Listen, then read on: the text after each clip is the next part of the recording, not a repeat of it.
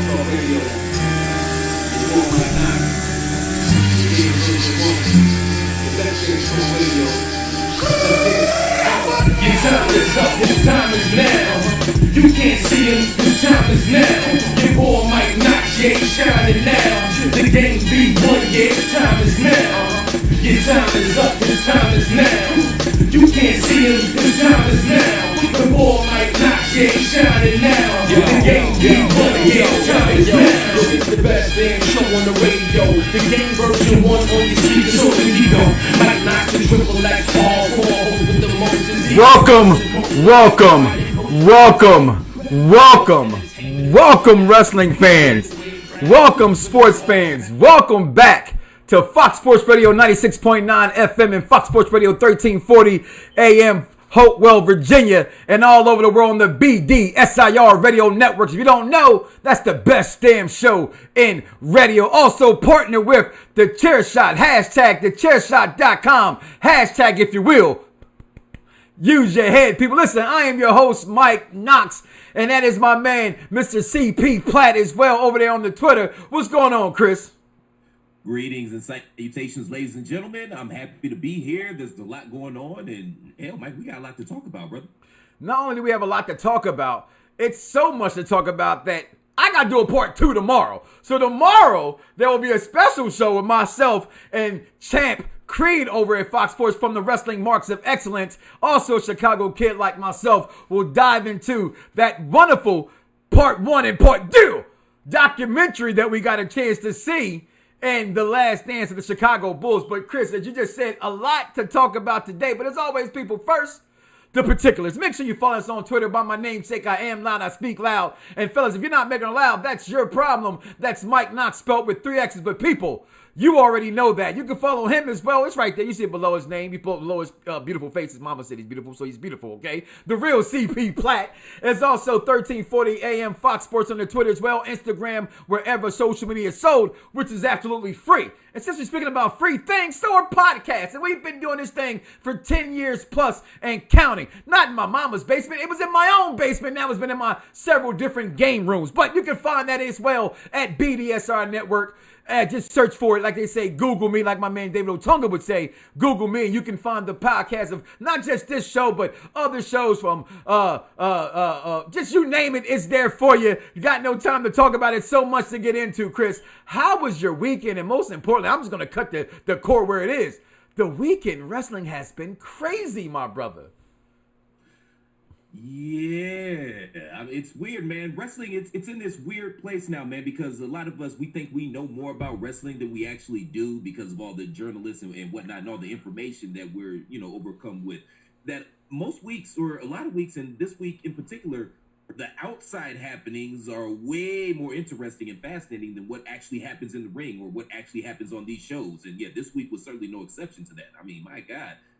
They got Black Monday in the NFL. Would this be considered Black Wednesday? Yeah. Well, we will get into that, and I want to get into that because, as always, I trip the line differently than the majority of wrestling fans out there, and my take on what actually happened with a lot of these WWE releases and so forth. And then the weekend, the TV championship for AEW, the Moxley-Hager match for the AEW World Championship. A lot to discuss, but we were faced with a tragedy, as us wrestling fans would happen to know, and it would be won by this man right here, guys, Mr. Howard Finkel. Ladies and gentlemen, allow me to introduce myself. Some of you may know me, and some of you may not. My name is Howard Finkel. I'm also known as The Fink, and I am the premier ring announcer in the World Wrestling Federation. The greatest in-ring announcer in the history of professional wrestling, surpassing even the great Jimmy Lennon of Las Vegas. Yeah. Dear to my heart, Finkelmania, Howard Finkel. Hey, Jesse. Hey, How you doing? Good. Ladies and gentlemen, the return bout between Morocco and Hulk Hogan will be for the World Wrestling Federation Heavyweight Championship, and it will be held inside of steel. Hitman, Bret Hart. The $1 million man, Ted DiBiase. Bobby the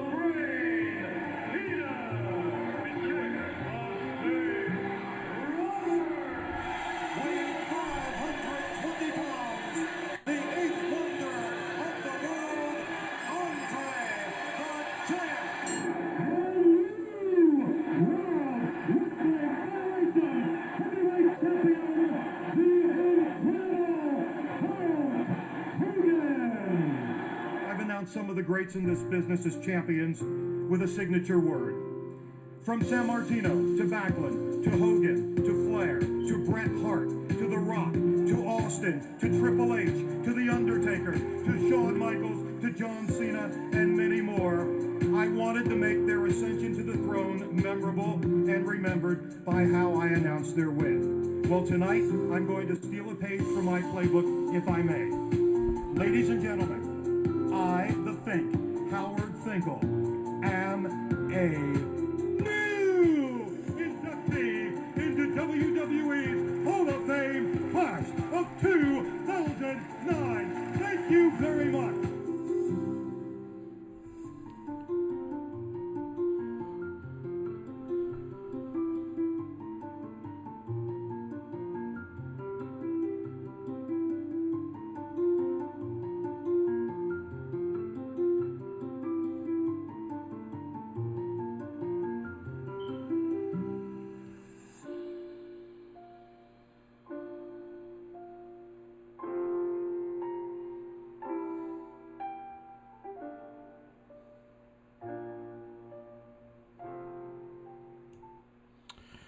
Chris, we lost, to me, arguably, the greatest ring announcer of all time. And simply, mostly because when I can remember wrestling in the biggest moments, in the Saturday morning waking up, watching Wrestling Challenge and just watching wrestling in general, there was that man right there, the Fink.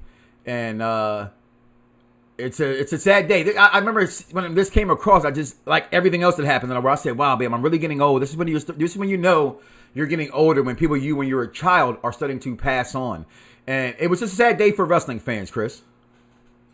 I agree, Mike, and frankly, I don't even think it's arguable. Like, he is the GOAT. I mean, the only man that I can think of that's even in his class is Michael Buffer, and this man was the voice of WWF/E, which, as you said, by extension, also makes him the voice of our childhood. Right. And I've been hearing the past couple of years that he had been in poor health. So when news broke that he had got up out of here, I wasn't surprised, but that doesn't make it hurt any less. Right. And Mike, you brought up something very interesting too, is, this dichotomy about getting older, and you start to see these images and these people from your childhood that were so instrumental in ultimately who you became as an adult start to get up out of here. It's weird. It's sad. And it's weird. And I don't know, man. I don't like aging. I just don't. It's definitely not something that I'm a fan of and that I actually enjoy doing. And that's aging. But getting that news, right, after, we was on air last Monday. We got to get off and then watch what happened on Raw. And then watch Tuesday happen. And then watch what happened Wednesday. Get the news of the Fink. Still watch, NXT. Still watch AEW and the SmackDown this past Friday, where they gave their, or he passed on Thursday. I'm sorry, where they gave the, they gave a little tribute to him and an honor and tribute show for him, and if you will, on SmackDown. And to get that news, follow with the news of the releases, Chris. This is what wrestling fans were already set on fire by the list of names, from wrestlers to agents to writers to you name it. An open house took place last week for WWE, and in the world that we're living in this pandemic, wrestling fans are on edge. How could this company, that's not good shit, Vince, to fire people during a pandemic where people are not having jobs and don't know where their next meals are coming from, Chris. And wrestling fans took to social media and let their voices be heard, Chris. Yeah, about that. Y'all need to calm down, man. Y'all read one article in Forbes and all of a sudden y'all Mr. Moneybags. Most of y'all never even tried to run your own businesses, but yet you're going to tell this multi-billion-dollar corporation how they should react. It's sad, obviously, when anybody loses their jobs. It's sad. Right. But at the same point in time, man, there's a lot of extenuating circumstances that go into this. I mean, number one, you got to remember Vince just lost $100 million with the XFL folding. They probably took an L for WrestleMania weekend, not made a dime. They probably took an L. I don't see how that event could have possibly have been profitable for them. And then on top of that, the shareholders are starting to get hip to the game and realize that Vince has been working them this entire time to keep that stock price up. So there's a lot going on. And these are the perils of when you have a corporation. The bottom line is the bottom line. And a lot of times it comes to the point where it's addition by subtraction. Now, I think that a lot of these people will get back in WWE at some particular point in time when we get back to some semblance of normalcy, whenever the hell that's going to be. But some of them aren't. And it sucks for them because I'm looking at it more big picture, because in this industry, when WWE sneezes, the entire industry catches a cold. Right. So moving forward, a lot of these smaller promotions and these indie feds, are they going to be able to survive on the other side of this? I mean, I'm already going into this knowing that a lot of businesses are not going to make it. Hell, Neiman Marcus been around forever, and they just filed for bankruptcy this last week. So there's a lot of businesses AMC that Theaters make it to the other side. AMC Theaters. You know, they're getting a little here. They're getting the bell out. But go ahead. No, so I'm curious to see how this is going to affect the wrestling landscape, because between the podcasting and social media and whatnot and Pro Wrestling Tees, matter of fact, you can go to ProWrestlingTees.com/thechairshot, pick up an official chair shot shirt, please, thank you, please. But there's a lot of people that were making decent livings, and now with this whole situation, I feel like what's going to happen to wrestling is pretty much what's going to happen here in America. The gap between the haves and the have-nots is going to get even wider. And I don't know. I don't know what that says for the future of this industry, to be quite frank with you.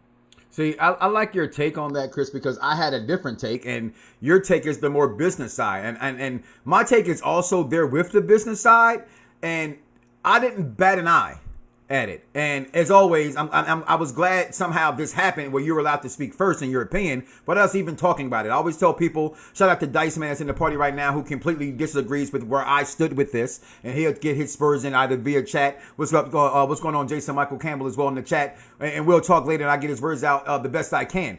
But I felt like, and I've always been accused of that WWE guy. And I always tell people, and it does irk me to a point, I won't lie, because I think I'm a wrestling guy first, and I'm a guy who understands. I've always dubbed this show to be the show for the intelligent wrestling fan.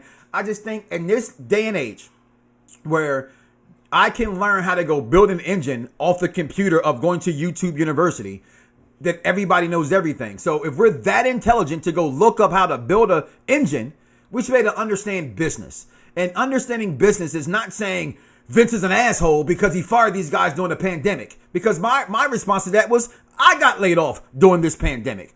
Okay? So a lot of Americans got laid off during this pandemic. My other side of the spectrum was the majority of them. Not all of them. We're talking about the big name wrestlers in itself, right?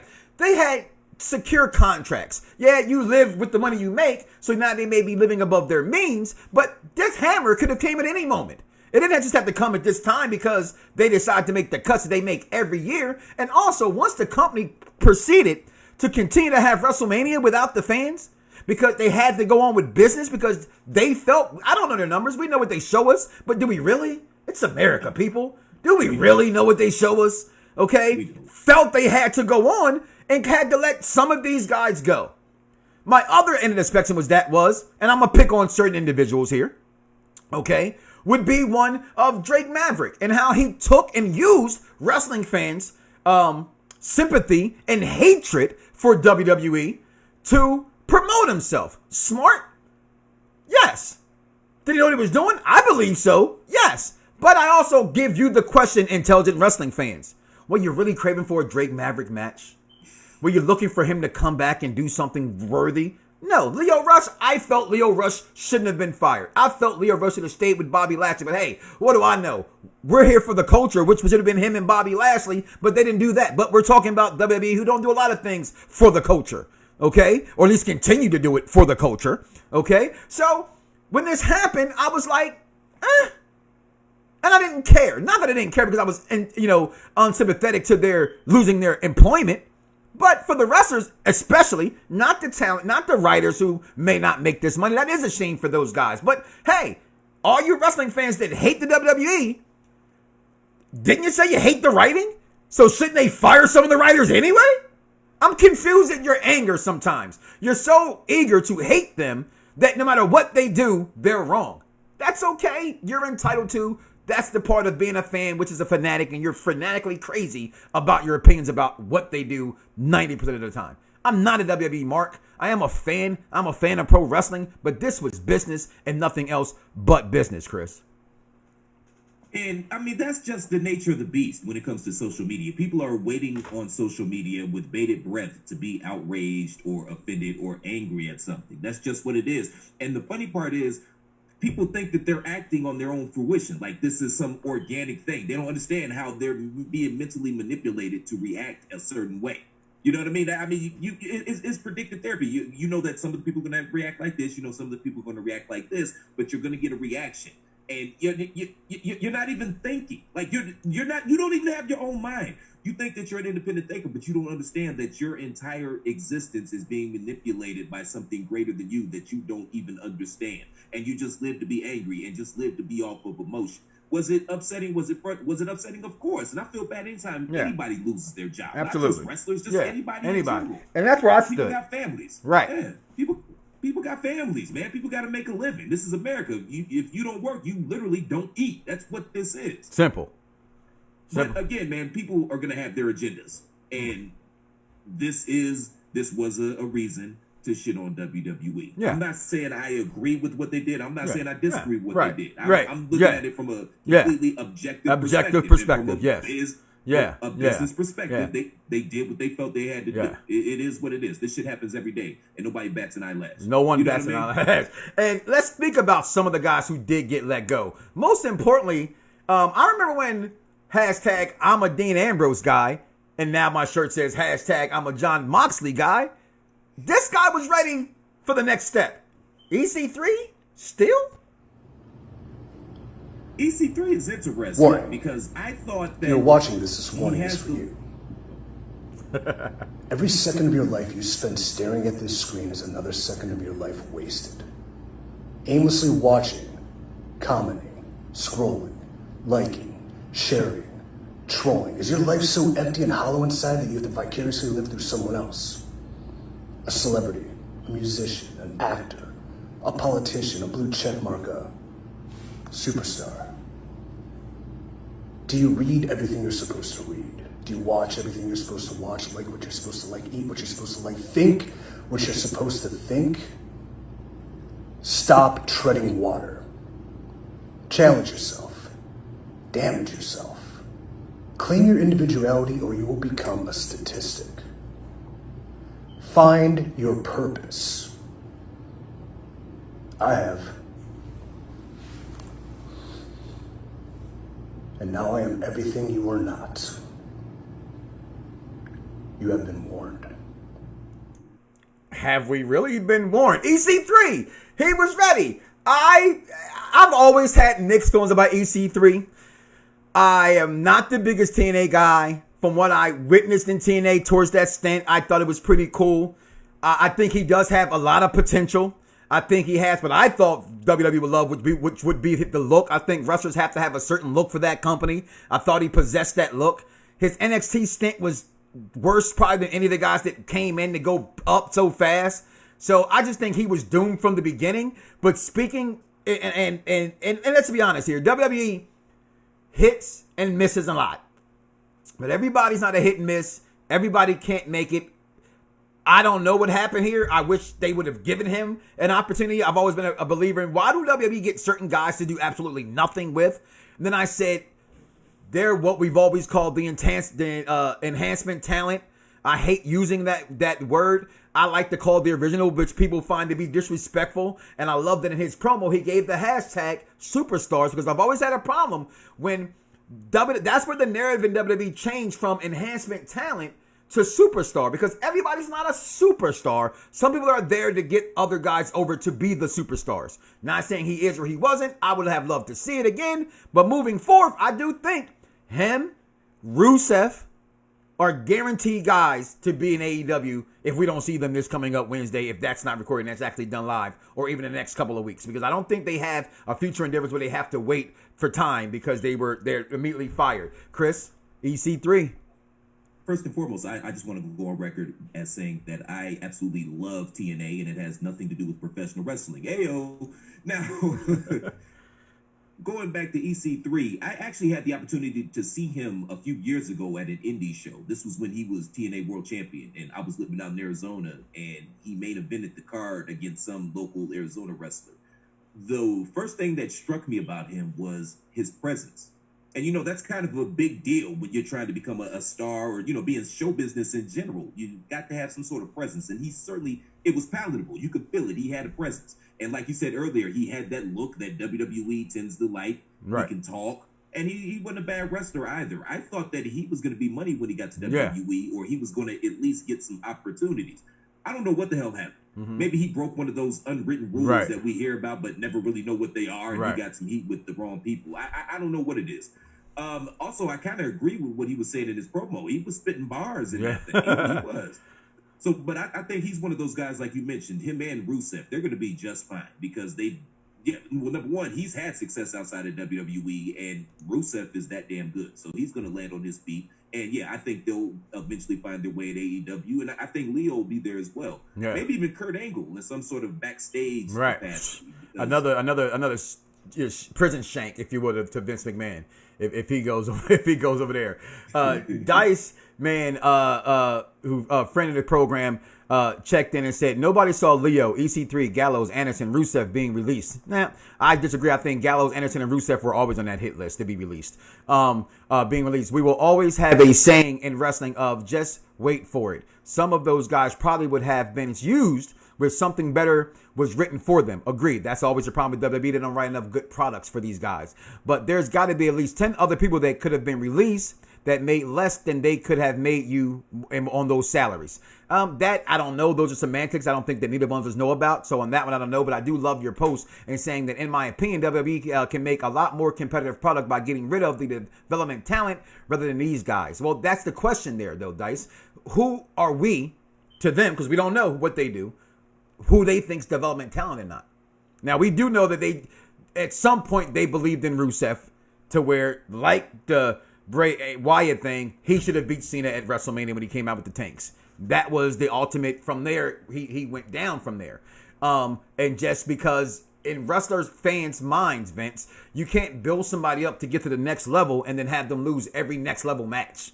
And that's when you, as a fan, you get disbeliefs in them, then that's when they start to lose the money and we start to not care about them. And then by the hook of crook of a WrestleMania weekend crowd, Rusev days and things like that start to be, the yes chants and like that are formed, and you're pushed into a corner, Vince. You definitely have some good talent in your hands that we always see coming out the door. I still think they have the best talent in all of professional wrestling, meaning the WWE. That's still my belief. AEW got a lot of good talent, but they're a starting company. It's going to be some years before they can actually weigh that playing field about talent versus talent. You can see that in the AEW product in the ring. Not the top of the guys list of the guys they're wanting to get over, but some of the development talent guys, to use that word I like better than enhancement talent. And I damn sure don't like jobbers, although that's what they usually used to be called. But like saying the N-word, that's a derogatory statement in the world of professional wrestling. So you don't say that word. But the development talent, I do agree with that. Lio Rush, EC3, Rusev, to me, had a future. I just always heard rumblings and grumblings, like my stomach. Not really. It is happy 420. I had some French toast and some turkey bacon this morning, so I'm not grumbling. But I always knew that Luke and Anderson were on the way out. I knew the revival was on the way out. These are things I think we should have known and saw coming. So the Leo, the EC3, not so much. Rusev, we knew that months ago that he was forcing himself out of that company, and that was going to happen, even with the disrespect with the stuff that was going on with him and Bobby Lashley towards his last run in the WWE. What these guys get in trouble for, I will never know. Maybe speaking their mind too much. We know, Chris, they say this brass ring you have to reach for. I think when these guys try to go reach for it, Vince actually gets mad, and that's how these guys get fired, which I think is really fucking stupid, Chris. I mean, this whole WWE hinges on the mind of a man that we won't ever understand. Another little dirty secret out there that nobody talks about is he's not all there anymore. No. I mean, you can see it when he's on television. The light's on, but nobody's home. All you got to do is look into his eyes and see, he's not all there anymore. He probably needs to step back for the good of everybody, but who's going to tell him no? Like, he built this thing from the ground up. This is his baby. You're not going to be able to get rid of him until he's up out of here. No, I do disagree with you on the Rusev thing, though. I don't think they had any big hopes for Rusev. I think they needed an opponent. No, I think they needed an opponent for John Cena at that WrestleMania. They were trying to coordinate Roman that year and move Cena into a different position, and they needed a feud for him. So they got him hot as fish grease. You add the U.S. title in there, so now you got the whole U.S. versus Russia patriotic Rocky IV type gimmick. And I think that was the peak. And then after that happened, they didn't have anything for him. And just a testament to how great of a character he is, he was able to get himself over in spite of that. Which, if rumors are to be believed, that's not a good thing in WWE. Right, which is stupid. Get yourself over, which that doesn't make any sense. Makes sense at all. But see, this is the part I disagree though, because and this is where we become fans. This is where I love the debates. I was a fan of Rusev from day one. I've been built as a WWE quote unquote guy, and what their storytelling they tell us is there's always this foreign guy. You know, you go back to the Iron Sheik. You're right. You go back to Hindar Akbar. Okay, you go back to Rusev. Before that, you had you got what's the guy who won the title out of 3-man band? I'm sorry, his name eludes me right now. Jinder Mahal. Jinder Mahal. You had Muhammad Musan. You've always had these guys in your company. The Sultan that comes from another country that comes here to wreak havoc. So he was that guy to me. He could go in the ring. He didn't need to talk. He had this look. He had Lana talking for him. All that worked and could have worked for years in the olden days. I don't know. Like you said, you're the first person I've seen Mitch say that, and I'm going to go ahead and say I never paid attention. Well, I have, but never spoke those words. I don't think the lights are on anymore with Vince. I know that he's out of touch, but being out of touch and not having light on at all are two different things, in my opinion. If you're deep into the mind of professional wrestling, but AEW, I think we both think that he's going to sign there. We think that EC3 will sign there. Hopefully, we see Leo Rush there, but leading into this, and I want to get to this week of professional wrestling that we've seen with these releases and the guys that being released. Do you see anybody else? Do you see maybe Woo Zack Ryder moving over to AEW? Do you think this is one of those releases that's a furlough release in him? Because I do think we're going to see the other Luke, my sons call him the Belgian waffles, right? Luke Harper and them gone over. Right.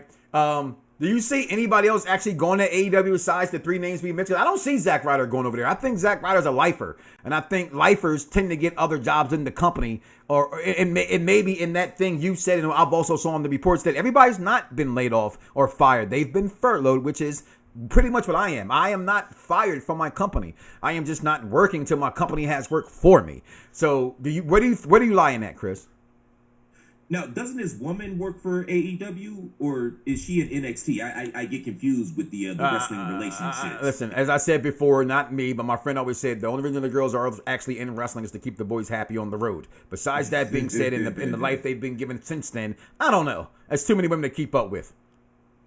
Fair enough. I could see him going to AEW, but I'm kind of leaning towards you. I think he's just going to go home, lick his wounds, and because he's a good hand and he's a good guy. He seems like a very upbeat, positive guy, the type of guy that you would want in your locker room in some capacity to keep morale high. So I could definitely see him. Once everything calms down, we get fans back in the arena, the money goes back up. I can definitely see him coming back in some sort of capacity. Maybe even like an MVP role, how he's back now. He's more of an agent, but every now and again he'll go on there and wrestle and try to get somebody over. You know. You brought up Montarius Montero Porter, or whatever his damn name is. I can't think it is. 420, and I've had a couple of drinks. I apologize, Mama. Please forgive me. He the one got the red cup. Shout out to the Chicago Bulls, Chi-Town stand up. We're gonna talk about the Last Dance in a second, but MVP. That's what he tell you. But MVP is actually gonna wrestle. So in a Money in the Bank qualifying match, then these are the things. It's like.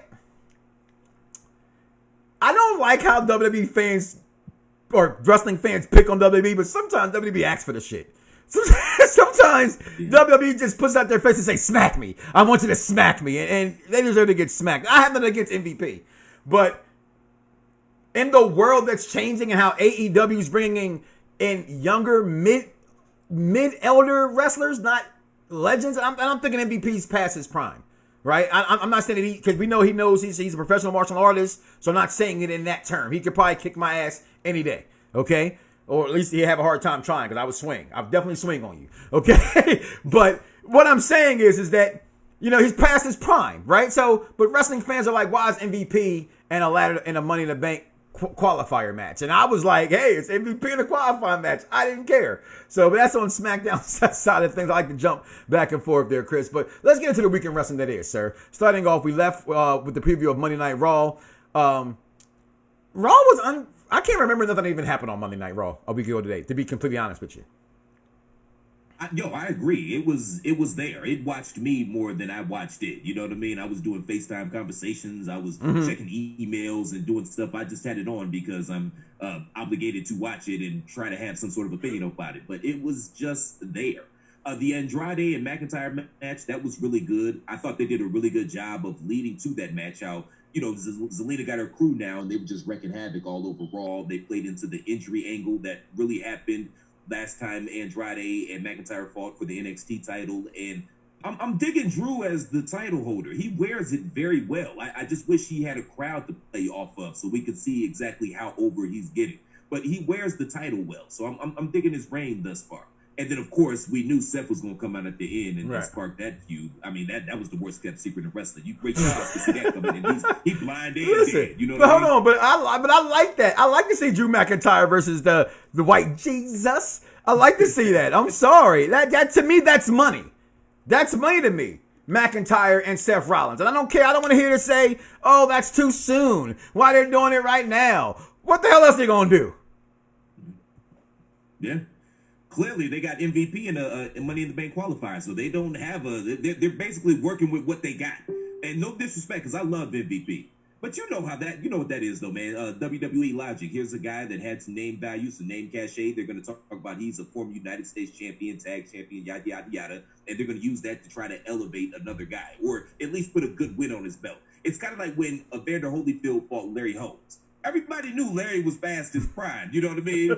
But in the record books, Evander Holyfield beat Larry Holmes, who was one of the best heavyweights and probably the most underrated. Well, didn't he also beat some would call the greatest of all time? Not me, unfortunately. Muhammad Ali, Larry Holmes, the same way.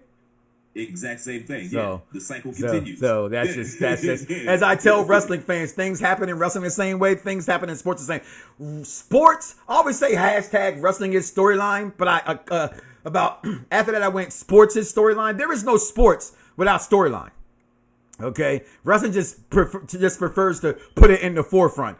But I like that rivalry coming out of Raw, and I'm excited for that. And right now, when I'm watching these wrestling shows, I'm not looking for the whole 3 hours, unfortunately, that Raw is. Jesus, you thought Raw carried on when it was live for 3 hours. It's even longer for 3 hours now. So this is where this is just bad for business, right? But to put any of these wrestling shows together in perspective to watch them, I'm not looking for a whole good wrestling show because it can't be all good because it is no crowd there. I'm watching it for what they're trying to show me and tell me, and I like that aspect of Raw. And I do like the fact that MVP's in the Money in the Bank qualifier match, Chris. What else we got going on?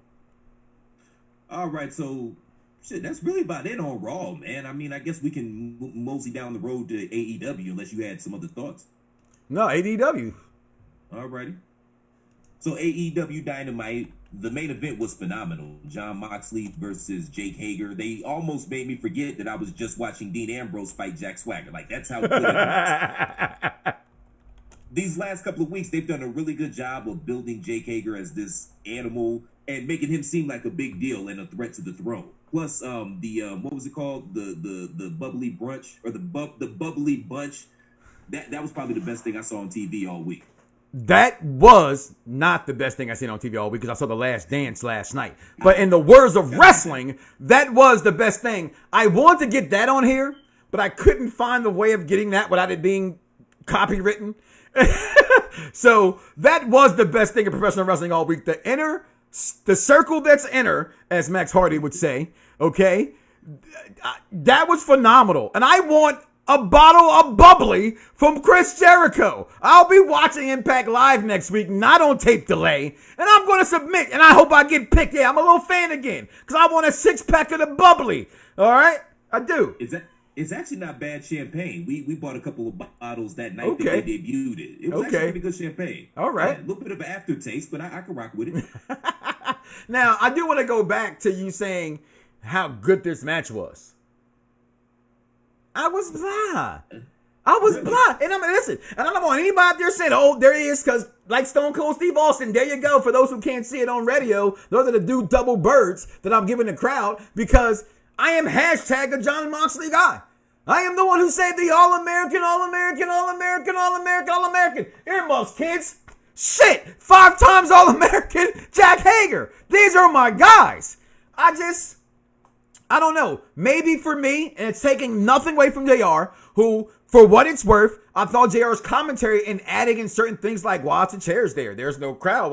We got to get that fixed. I love that about the commentary. But the switch in the commentary that when I had Jericho, who was funny all night with Tony Schiavone, I thought should have been for that match. And I understand why you bring in JR for this match, because this is his coup d'etat, you know what I'm saying, to call kind of a match. I don't know. Something about this match was just okay to me. And I thought it was good, but I've seen these two do better, as they would say about the Matt Hardy compound that was better in TNA, people have said. Chris? Well, I mean, kayfabe, coming from a kayfabe situation or a kayfabe perspective, you can't have Jericho out there calling the match, because theoretically, what's going to stop him from interfering in the match? Gotcha. Why wouldn't he interfere in the match? Gotcha. That makes him look like a Jay Brown. Like, your man's is fighting for the title, and you're not going to help him. Right. You're just going to sit there on commentary. Okay. Okay. So thank you. Teach me. And I mean, JR was probably sitting at the crib and they overdubbed it. Yeah, of course. Wasn't even there with anybody. Absolutely. Yeah. It sounded like that. So again, it would have been nice if he had somebody to play off of. Because I mean, we all love JR. We do. We know JR is a whole legend on these streets. Everybody knows that. Yeah. But we also to me, he's the greatest of all time.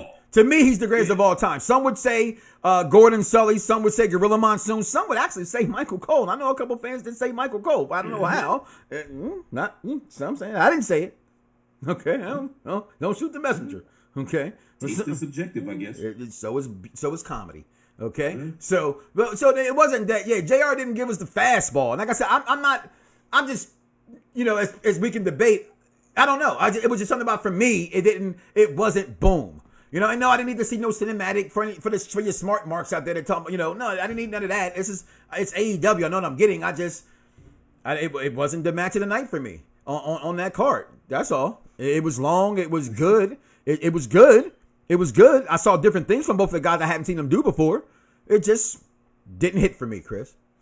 You know what? I'm not even gonna lie, man. I kind of dig old curmudgeon Gran Torino, get off my lawn, Jim Ross. Mm-hmm. I don't know why, man. It just reminds me of somebody's old grandfather just yelling at the clouds. It's entertaining for me. So, 1 second, checking my phone. So, what else we got going on in wrestling? All right, so I think that's about it in AEW. Of course. No. Go right there. And that's my fault. Stay right there. As the image on the screen that was what led me to the next point, and I grabbed my phone. I got distracted. I apologize. Okay. At Facebook, on YouTube.com. YouTube.com/thegamev1. That's THA. That's also my gamer tag for all you gamers out there who think you want to pull up on some Madden, some 2K, some WWE 2K19, whatever you want to play. Come bring your drama. If you got shooters, I got people that shoot you down on them games as well. But also follow us on Twitter, Instagram, at Mike Knoxxx by my namesake. I am loud, fellas. I do speak loud, and I make your girl loud as well, or mine, as that's especially. But this guy on the screen right here, hashtag I'm a John Moxley guy. Is Moxley the man in AEW? Is he a placeholder, Chris? That's a question I wanted to propose to you today. I think neither. Okay. I think they want him to be the man. I don't think he's the man. I still think Jericho is the man. He's the guy that makes that company relevant because, I mean, he's reached GOAT status in his career. Absolutely. Want Moxley be the man. And I have this weird thing with Moxley. He checks all the boxes. Does he? And he seems like he should be a bigger star than he is. But there's something missing there. I can't quite place my finger on it, but there's just something slightly off. And I have no idea what it is. For me, as I say, I'm a Moxley guy. As I know, I love wrestling. I love certain things about wrestling, but I always say certain things also that I have to always point out. Shout out to my wife checking out the show right there. How you doing, baby? But we had this debate on Xbox. Some of the best conversations I have about pro wrestling is on an Xbox Live party that's not being recorded. Somehow I'm going to integrate how to put those together and get those on wax for you guys to hear. But I've always lived in this belief of what made HH him, what made the Ultimate Warrior, what made Flair was the bigger than life characters. Now, I do there's the flip side. You have your Mick Foleys. You have one of my favorites of all time, Dusty Rhodes. That is the common man. But I think ultimately, unless you have that, and a lot of them don't have it, next to none of them have that Dusty Rhodes flair, unless you're that kind of character that's a regular Joe, You're not getting over. The fans can complain and say that's what they want all day. Oh, we relate to Kevin Owens. Really? Do you really relate to Kevin Owens? Yes, because they look like Kevin Owens. Okay. You look like John Moxley. You look like John Moxley, right? Well, not me. I'm black. Right. You know, Okay. Right. Tall and lanky. Okay. Yeah. I can smoke a bag of that. Okay. Well, while you're smoking that bag, make sure you dump out the tobacco, because that's the worst that you're going to smoke, is to understand, because we're here for the smoke, that you want them to be bigger than life. I don't want nobody like me that I think's a superstar. What makes Muhammad Ali was he was great. What makes Michael Jordan? Because I'm not Mike. I'm not LeBron. I'm not Kobe. I'm not Bret Hart. I'm not Shawn Michaels. I'm not the if you smell la la la la la. That's horrible, but I don't care what the Rocket's cooking. That's the problem with fans and Moxley. That's my answer I was getting to. Y'all, he's too much like the common man. Jericho's not the common looking guy. Okay? It's not. Maybe you're right. But I mean, that's literally the Dusty Rhodes character. But yeah, that's neither here nor there. I'm going down a tangent. I don't want to go down. We're going to keep it right here with Johnny. I don't know what it is. Do you remember that show on USA called Burn Notice? You remember that show? I do remember Burn Notice. Pretty good show, by the way. See, that's how I feel about Moxley. Mm-hmm. Cool locale, cool clothes, good cast, charismatic cast, a lot of action, a lot of adventure. But for some reason, it just didn't hit for me like I felt it should have hit. Did it hit for you? That's how I feel about Moxley. Did it hit for you in the Shield? Oh, it's because to me, I think he was always the odd man out in the Shield, as far as the guy to be the next star. Well, everybody in the Shield has proven that the sum was greater than the individual parts, because none of them have gotten to the level that they were at with the Shield on their own. As far as what? As far as fans love? As far as where they should be, like I disagree. Look where Roman Reigns has been. Look where Seth Rollins has been. Only one, and he has two reigns, is John Moxley, aka, or that's his name now, so you can't say aka, but formerly known as Dean Ambrose. So no, that part in what you're saying, they've reached the pinnacle. Roman's how many times champions? He main evented WrestleMania how many times? They've been exactly where they're supposed to be. But I don't think Dean Ambrose, now known as John Moxley, did reach that pinnacle. But I definitely think Rollins and Reigns made it there, Chris. Okay, his first title reign, talking about Rollins, it was good. It was unexpected, and it was great. The second title reign was mid, and that's why they got the title up off of him and put it on the Fiend. Moxley's title reigns were whack, and Roman is supposed to be in that Hogan, that Warrior, that Dusty, that Stone Cold, that Rock, rarefied air. That's where he's supposed to be, and he ain't there. And it's not even of his own fault. Hey, I'm not to me, not to you, but to that that's check, to their bottom line, he is. No, man. That's not true either. That's not true either. But I'm just saying he's making money for them though. He's one of their highest getting guys. So it's paying off in that. It may not be paying off with fans, and that's the biggest disconnect between WWE and fans, is that fans, including myself, want it to be about fans. They want it to be about business, and they see things differently. It's not a wrestling company anymore.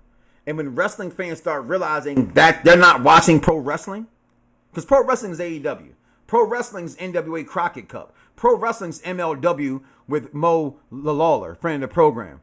Okay, that's pro wrestling. This is wrestling entertainment. So in the wrestling entertainment world, they're doing exactly what the WWE wants them to do. And that's the disconnect, Chris. Hulk Hogan got some main events out the Big Boss Man. Hulk Hogan got some main events out of Earthquake. That was the 80s. That's when one person could be so big, Chris, it trumped anything else. Okay, so John Cena main evented with John Laurinaitis.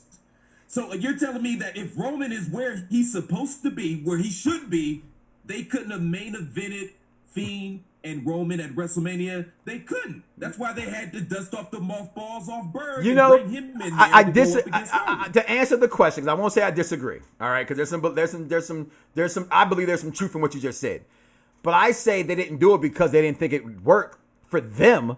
I don't think they did it because they knew the fans would boo it. That's why I don't think they did it.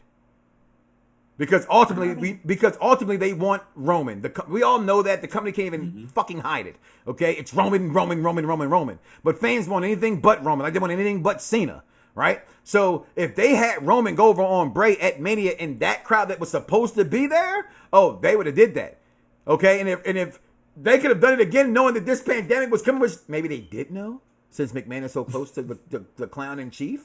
Maybe they did know. Then they could have pulled that off. But I don't think it had anything to do with business. I think they didn't do that because of fans. And the last few WrestleManias in which I've attended and other people have attended, when Roman comes out, it's the greatest boos in the history of boodledom. Yeah. So, with SmackDown, what we got next?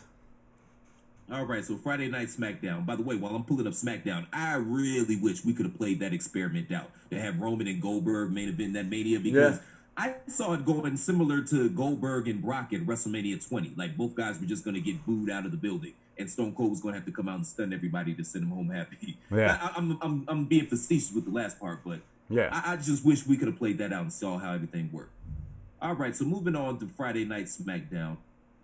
This wasn't a bad show. This show probably had my favorite match of the week on it, which was the triple threat for the SmackDown Tag Team titles with one of the Usos. I don't know which one. We just gonna call him Us. Big E, Jimmy, and man. of course The Miz. I get them confused. No disrespect. I love them. You can tell by the tattoo. You can tell by the tattoos on the shoulders, man. I can tell which one Naomi's hanging off of. Okay. That's how I know them apart. Right. Yeah, that's just me. Filet mignon. Go ahead. But I thought it was a really good match, man, and I was surprised that the New Day pulled it out. But obviously the Usos and New Day have chemistry. They're two of the best tag teams of the last 20 years. You can add me if you want to. I don't even think it's debatable. And Miz plays his part well when he's out there, that chicken shit heel that you want to see him get his ass beat. So he knows how to play his part well. But it was a pretty good match. I like Tamina and Go ahead. No. I just had a feeling on how you pull that match off a week after WrestleMania when you couldn't pull off WrestleMania, Miz. Just curious. That's all. Go ahead. Like, they changed the match because he was refusing to show up for work, but then he showed up for work then. That completely threw me off. And as a wrestling fan, I think fans complain about, or the people were like, oh, they shouldn't be there. And look, Miz didn't show up. Well, he didn't show up for WrestleMania, but he showed up for this? Did you see how the Usos got the little dig in? The little subliminal dig when they started coughing? That was great. Yeah. So... Shout out to live television. Yeah, go ahead. You finish. Tamina and Sasha, I like the story that they're telling with that. I also like Tamina being a badass, because she should be, because she's a badass. But I like the story they're telling with that. That's going to be a slow build. It's obviously leading towards the Bayley and Sasha match. I just hope we can get that match when we finally get it in front of an audience. Yeah. I think they've earned it with the work that they've been doing. You can keep talking. No, I was just agreeing with what you were saying. But as you're bringing up the rest of the stuff that happened, Dice Man chimes in again about, and we please acknowledge how good Sonya Deville, in his mind also, was looking, but was on the microphone opposed to Mandy. And Dice, some things, what the hell are we supposed to say? I voted because I was a moron, like most men out there. I've been watching because of the Pluto channel, Chicago Inc. all over again, Don. Like most men think with the other head, so the smart head, and was voting for her and Tough Enough, along with once they kicked off Velveteen Dream, of course. But she's horrible. Outside, I've always thought Mandy Rose isn't developing to me on the microphone or in the ring. Sonya Deville is doing what they're supposed to get in this business and do, and that's get a chance, evolve, get an opportunity, shine, prove you evolved, and then hope that they like you from there. And I think Sonya Deville is doing all those things. Go ahead, Chris, with the lineup. I just wanted to hit that question in the chat. No, I agree with you completely. Mandy's a one-trick pony, and Sonya hit it out the park. That was a star-making promo that she cut on Friday. So, shout out to Sonya, man. Yeah. All right, moving right along. We also had a Money in the Bank qualifier with Cleveland's own Dana Brooke defeating my own Naomi to qualify for the Money in the Bank match. And I mean, you remember 3 months ago, Naomi was the hottest thing. She blew Twitter the fuck up. Yeah, the all natural look. Yeah. And they did absolutely positively nothing with it. So this lets you know they don't have the posts. Like in WWE, you want people to tune in? Get black people to watch this show, man. Listen to black people. We know what's hot. We dictate what's hot. We are the tastemakers of the universe. What we consider is hot, even if the shit is whack, if we say it's hot, automatically it becomes hot. That's music, what you need to do. fashion, you name it. It's go ahead. Listen, this Money in the Bank that's coming up, right? And I got the promo up there. And actually, that's not even the one. That's not even the picture I wanted. Where's my other one I had that I wanted to put up there for this Money in the Bank? There it is, the one the chair shot put up there. Money in the Bank off the roof, right? Because we got word that they're filming Money in the Bank early, which they have to. Are we ready to accept them doing everything cinematically, though, Chris? Like I said last week, I dug what they did with Taker because I understood it. I loved what they did with Bray because it wasn't a wrestling match. I wasn't so on point with the Ciampa and Gargano match being done that way. It looks like when it comes to big matches, at least for the foreseeable future without there being a crowd, and from there we don't know, they're going to go the cinematic way. And now they're filming this thing on top of the roof? Chris, your thoughts when you first heard this and even what you think about the cinematic universe at this point for WWE? WWE's own cinematic universe. Yeah, I'm tripping, man, because I totally buried the lead in this whole scenario. Is the Money in the Bank starting in the basement and culminating up on the roof? Right. I like the idea, and I like that they're trying new things, because how long as wrestling fans have we been wanting something new, something different, something that felt fresh and out of the ordinary? So I'm not mad at them for trying things. The problem is you got to go with the law of diminishing returns, which means the more they do this, the less and less good it's going to be. Right. And we saw that with the Ciampa and Johnny Cleveland thing. Like, I didn't like that match at all. It was what it was. So, I mean, yeah, it's going to get whacker and whacker the more they continue to do it. But I can't fault them because I've been pushing them for the last 15 years to do change. something different. And, yeah, change. And they're finally doing it. And I think it works on a meta level because, you know, it's kind of that climbing the corporate ladder. Like you start in the basement and you got to climb the corporate ladder. You know, the roof is the ceiling, as your man said. But I just, this is funny to me that they even considering doing any of this stuff right here. But I'm with you. It better be good. All right. I don't think they can afford right now, which I don't even know how to use that word because they don't care what they can afford as far as what we think about them succeeding or approving or not approving what they do. But we're going to see it, and hopefully it doesn't suck. That's all I can say. Hopefully it doesn't suck. What else we had going on SmackDown before we give our weekend wrestling review? That's about it, man, as far as, you know, things that people actually care about. I mean, had a pretty good Daniel Bryan versus Cesaro match. It was pretty good for what it was. No Braun on Bliss. No Bray Wyatt and Fiend building towards this rival. Nothing that nobody else cares about. I'm offended. I care. Am I not somebody? Am I not? Do you care? Am I not? Would you like a virtual hug, man? I didn't mean to hurt your feelings. You want a virtual hug? I'm gonna give you a virtual hug. No, that's still social distancing. Let's do the Orange Cassidy high five. Give me that Orange Cassidy high five. I got you. All right. But no, I'm not so much somebody to care, but I like where it's going. You know, him staying up for himself that, you know, I don't owe you anything. You know what I mean? Kind of a thing. And it was a mistake in my career and things like that. I think that threw me off because to Bray in his mind, it's a family. It's what I brought you into my world of my character. And to you, it was a mistake. And early in my career, I didn't know what to do, so I just did what I thought was good. I mean, you can still work with that some more. But I'm definitely excited to see this happening and see this come right now. So, other than that, what's your grade for the week in professional wrestling? You know what? I'm going to give this, I'll give it 2 Zack Ryder Intercontinental title reigns. Yeah, it did nothing for me. It was cool because it was there, but it really didn't do anything for me. The whole week in wrestling did nothing for you?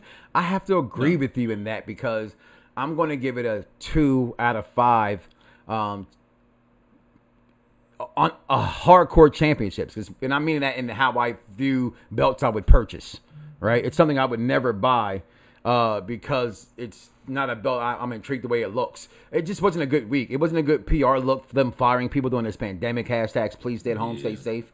Although we still understood it. You know what I'm saying? It wasn't a good look for the company. Losing Howard Finkel. To me, the match is not being so good. Although, if I had to give a grade, and we didn't even talk about NXT, because I wanted to move on quickly, I still would think AEW had the best show of the week. And I'm saying that because I love the match with Archer. I'm a big fan. I'm becoming a great fan of Orange Cassidy. I love the pool that's inner, Bubbly Bunch promo. And the match was pretty decent as I looked forward to it. But overall, I'm with you. Two out of 5 hardcore title runs. I didn't think it was a good week in wrestling at all, Chris. No, and I can't do NXT with no crowd. The crowd is just way too important. It's way too important to the NXT product, and without the crowd, there's just something missing, and it's not hitting. So yeah, I don't even flip the channel anymore on Wednesdays. We just keep it on Dynamite and rock with it. I'll turn back if like Dream is on there or something like that, because that's my man's, or Keith Lee or something like that. But other than that, yeah. Now, during this week, and I've let people in a way, if you look at what this show today is called, it's not titled Around Da Bloxxx W Knoxxx Wrestling Show. Because for a while, and when I started off with BDSR Network, it was a wrestling show with sports and entertainment. And wrestling fans wanted to separate sports from wrestling and vice versa. So I ended up making the network, which it became today over close to 3,000 episodes now. Hip hop show from the UK. Shout out to Mike Grandbody P himself, doing the big things over in the UK. Every Wednesday we're on here live as he, double downs the show from the UK and promotes it here in the States as well. Right now, just us two, but we were at one point 10 shows on this network and going strong. And so been here for a while. But in doing that, I'm saying that because we're not going to always talk about professional wrestling, guys. It's what we're going to talk about. But there's other things going on in the world right now. And with the entertainment world, what's going on, there's no sports right now. But what is being talked about and what I've been waiting for, like for the Avengers, like our WrestleMania, for 3 years, was The Last Dance. From the first time I saw the promo, I clamored for it. Hell, I'm a Michael Jordan guy. I'm in that argument against my cousin and younger generations that LeBron is not the GOAT. Kobe is not the GOAT. The greatest of all time is Michael Jordan. Yes, maybe not the scoring leader. Yes, maybe not having the most championships. It's the attitude, and my tweet last night said it all. To be like Mike wasn't to be like Mike on the court for us growing up watching Mike. It was to be a killer in and off the court. To be like Mike was to look my opponent when I'm playing Madden, what I've developed in Mike Knoxxx, who Mike Knoxxx persona is the I don't give a fuck mentality. If you don't like it, listen anyway, because it's the best damn show in radio. Mentality came from my love of Michael Jeffrey Jordan. In this documentary, I'm hoping people get an opportunity to see how good this guy was and why we loved him. And I think it's also fixing some of the stereotypes in which say, hey, maybe he was so cocky. Maybe he was so arrogant. And he said things like, I couldn't have done this without Pippen. Don't mention Michael Jordan without mentioning Scottie Pippen.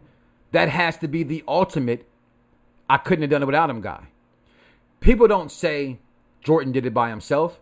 Fans that hate Jordan says that y'all say he did it by himself. No, it's like Mike Knox's opinion. Y'all think that what I'm saying is fact. No, you take it as fact because my passion for my opinion is so fucking strong. But it's not a fact. It's an opinion. So fans always knew we couldn't do it without Scotty. We call him in Chicago, Big Nose, Pippen. Okay? And I digress. Fida, if you didn't catch it, you should catch it. If you don't remember it, I just want to play it because it's my show. You don't like it, listen anyway. Promo. Okay, get it. Got it. Good evening, everyone, and welcome once again to Bulls Basketball. The most famous man on the planet is here.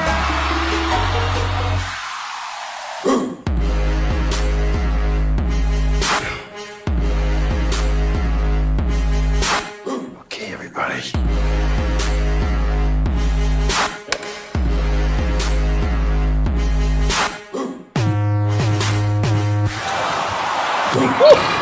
Nick fan, sorry.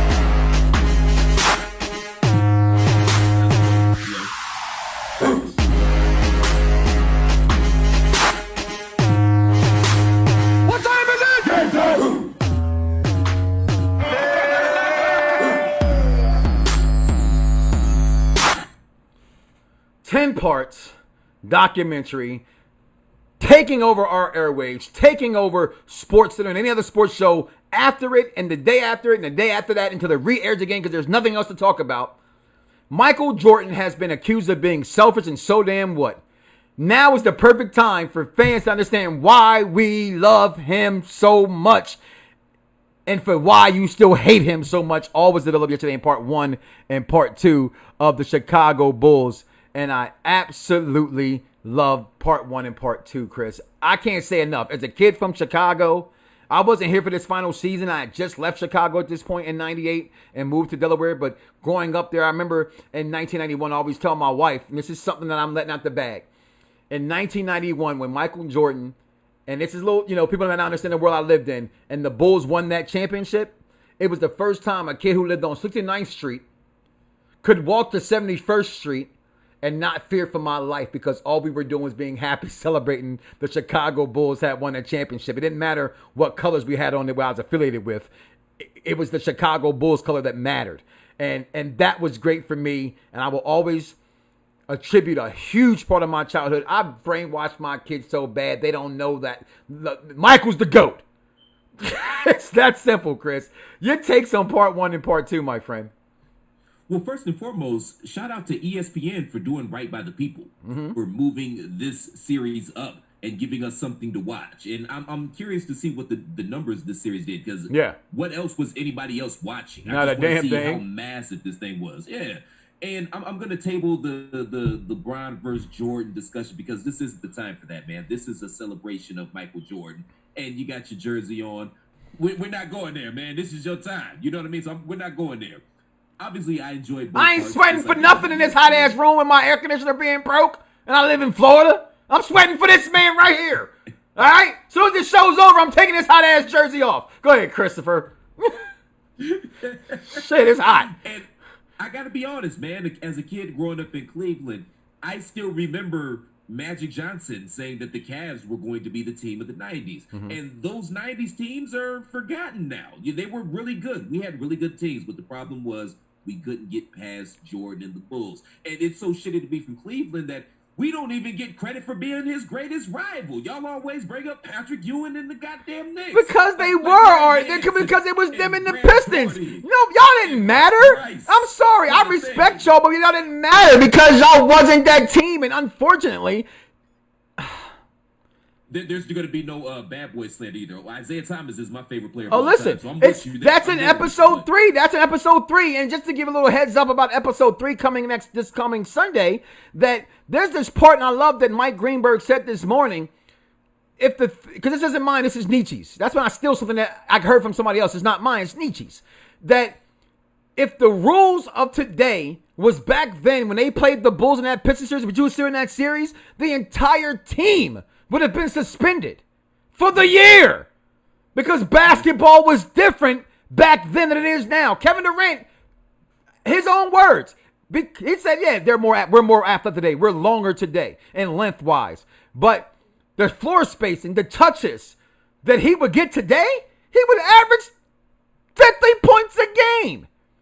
Yeah, it's not even close. To me, again, it's not just that he was what he was on the basketball court, though. It was the intensity and the willingness to want to win. And watching this documentary, just briefly going this, because tomorrow myself and Champ Creed of Fox Sports Radio, the Wrestling Marks of Excellence, and the Champ Creed podcast show will be discussing this in detail, was just how bad and the thought process of America will never cease to exist in my mind. And shout out to Jamil Hill, formerly of ESPN Radio. I think she's on the what's she write for now? The basketball. The Atlantic. Okay. She's with the Atlantic. Okay. Yeah. I thought it was okay. And she said that Jerry Krause reminds her of another owner she knows today by the name of Jerry Jones.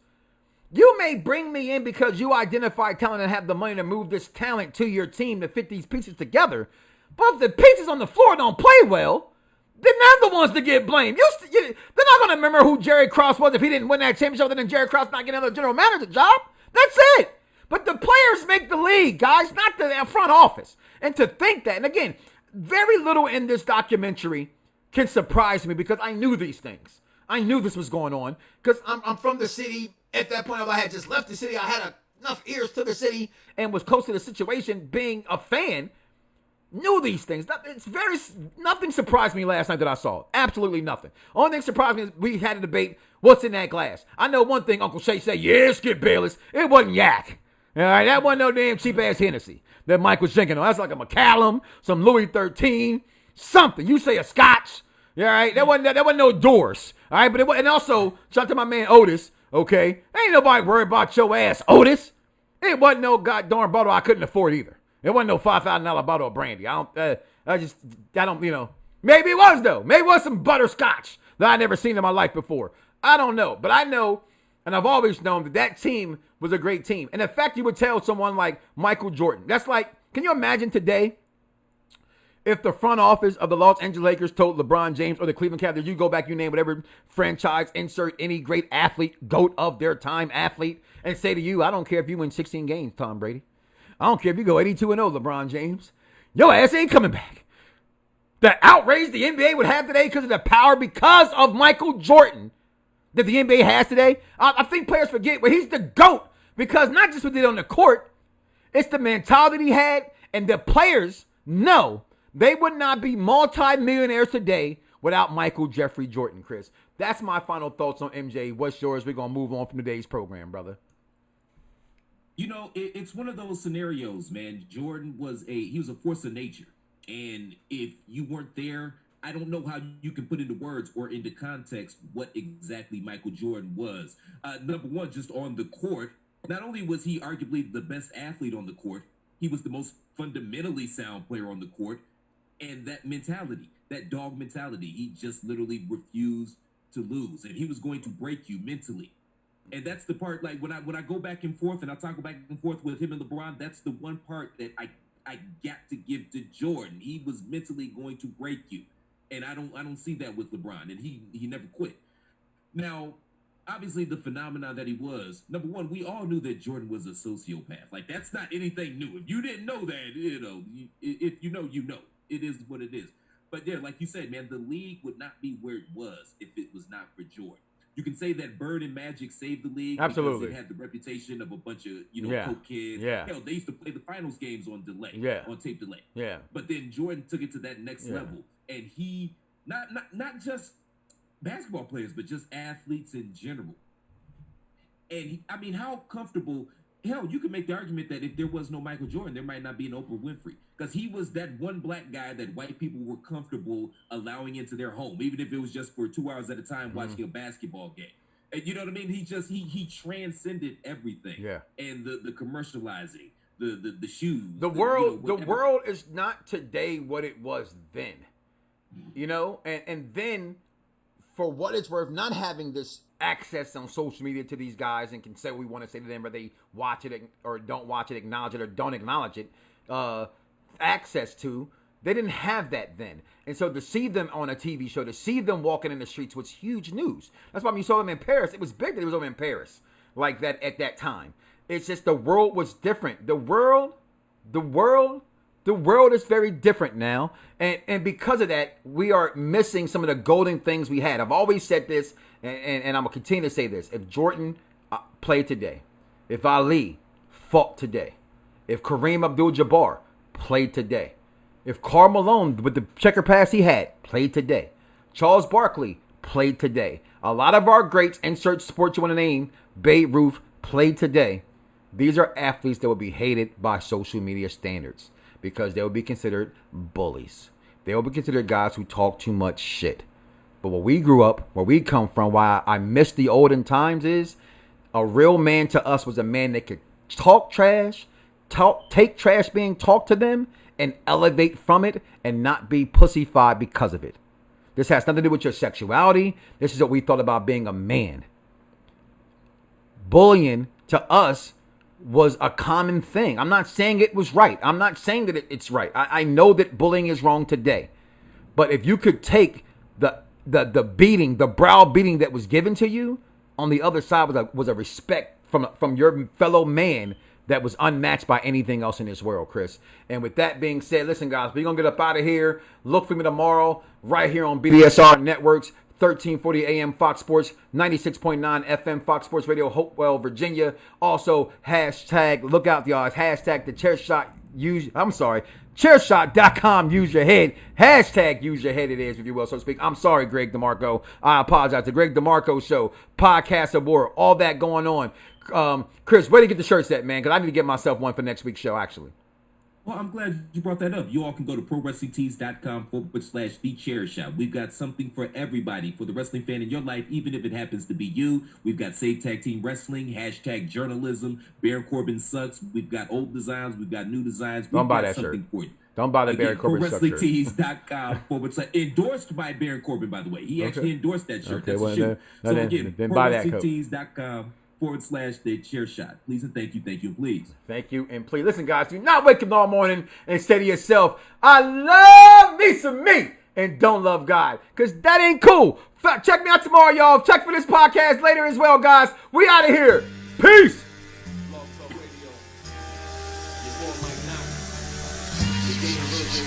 And for my son, I'm gonna dab this out of here right now, y'all. You ready for this? Let's get it. Your time is up, his time is now. You can't see him, his time is now. Your boy Mike Knoxxx, yeah, he's shining now. The game B1, yeah, his time is now. Your time is up, his time is now. You can't see him, his time is now. The boy Mike Knoxxx, yeah, he's shining now. The game B1, yeah, his time is now. Yo, it's the best damn show on the radio. The game version 1 on your speaker, so here we go.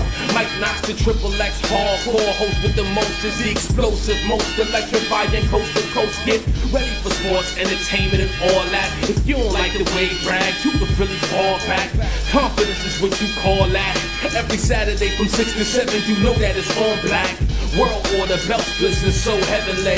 So if you don't like it, you should listen anyway. From wrestling to sports to the movies, you name it, yo. Mike Knoxxx, the best damn show on the radio.